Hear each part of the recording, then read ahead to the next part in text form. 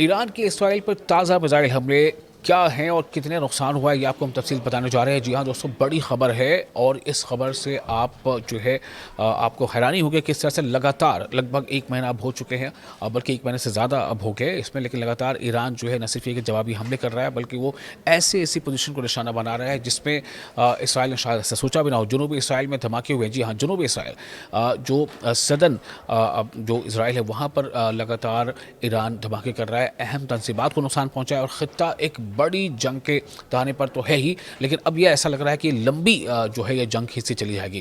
ایران نے حالیہ دنوں میں اسرائیل کے مختلف علاقوں پر میزائل اور ڈرون حملے کیے ہیں۔ ان حملوں کا مرکز خاص طور پر جنوبی اسرائیل رہا ہے، یعنی سدن اسرائیل، جہاں صنعتی اور حساس تنصیبات کو نشانہ بنایا گیا ہے۔ جتنے بھی انڈسٹریز ہیں یا پھر جیسے ایسے اور جو انسٹیٹیوشنس ہیں ان کو نشانہ بنایا گیا ہے۔ جو الگ الگ رپورٹس آ رہے ہیں ان کے مطابق ایک حملے میں بیر شیبہ کے قریب ایک کیمیکل پلانٹ میں آگ لگ گئی، جس سے علاقے میں خوف و ہراس پھیل گیا۔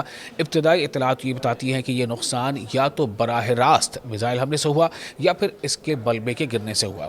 کچھ اور حملے جو ہوئے ہیں اس سے جو بات سامنے آ رہی ہے، اس حملے میں صرف تعداد ہی نہیں بلکہ ٹیکنالوجی کے لحاظ سے بھی یہ حملے جو ایران اسرائیل پر کر رہا ہے وہ کافی اہم ہے۔ ایران اب جدید بیلسٹک میزائل اور کلسٹر بم استعمال کر رہا ہے جو دفاعی نظام کے لیے ایک بڑا چیلنج بن چکے ہیں۔ کلسٹر بم کی خاص بات یہ ہے کہ یہ فضا میں پھٹ کر متعدد چھوٹے بموں میں تقسیم ہو جاتے ہیں، جس سے نقصان کا دائرہ وسیع ہو جاتا ہے اور انہیں روکنا کافی مشکل ہو جاتا ہے۔ وہیں دوسری جانب اسرائیل کا کہنا ہے کہ اس کا دفاعی نظام خاص طور پر آئرن ڈوم زیادہ تر میزائلوں کو تباہ کرنے میں کامیاب رہا ہے، تاہم کچھ میزائل دفاعی حصار کو جسے ہم کہتے ہیں آئرن ڈوم ہے تو دفاعی حصار کو عبور کرنے میں کامیاب بھی ہوئے ہیں، جس سے زمینی سطح پر نقصان ہوا ہے۔ اسرائیل نے ان حملوں کے جواب میں ایران کے اندر فوجی تنصیبات، جتنے بھی ملٹری انسٹالیشنز ہیں، میزائل فیکٹریوں اور دیگر اہم ٹارگٹس کو نشانہ بنایا ہے۔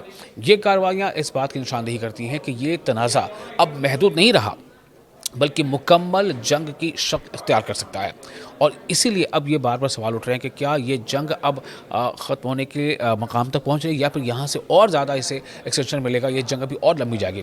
اس صورتحال نے پورے مشرق وسطیٰ کو یعنی مڈل ایسٹ کو، یہ کہہ لیں کہ ویسٹ ایشیا کو اپنی لپیٹ میں لے لیا ہے۔ یمن میں حوثی جو فائٹرز ہیں وہ بھی اسرائیل پر حملے کر چکے ہیں، جبکہ دیگر گروپس بھی اس تنازع میں شامل ہو سکتے ہیں۔ امریکہ اور اس کے اتحادی بھی اس صورتحال پر گہری نظر رکھے ہوئے ہیں اور بعض مقامات پر ان کی براہ راست یا بالواسطہ شمولیت بھی دیکھی جا رہی ہے۔ اب سوال یہ ہے کہ اس بڑھتی ہوئی جنگ کے نتیجے میں جانی نقصان جو لگاتار اضافہ ہوتا جا رہا ہے، یہ بھی فیکٹ ہے، یہ حقیقت ہے۔ ایران میں سینکڑوں نہیں بلکہ ہزاروں افراد متاثر ہوئے ہیں، جبکہ اسرائیل میں بھی زخمیوں اور نقصان کی اطلاعات سامنے آ رہی ہیں۔ اسرائیل میں بھی اب ہلاکتوں کی تعداد چھن چھن کر باہر آ رہی سے پتہ چل رہا ہے کہ وہاں کافی جانی نقصان ہوا ہے۔ معاشی طور پر بھی اس کے اثرات عالمی سطح پر محسوس کیے جا رہے ہیں۔ تیل کی قیمتوں میں اتار چڑھاؤ، عالمی منڈیوں میں بے چینی اور سرمایہ کاری پر منفی اثرات اس کشیدگی کے اہم نتائج ہیں۔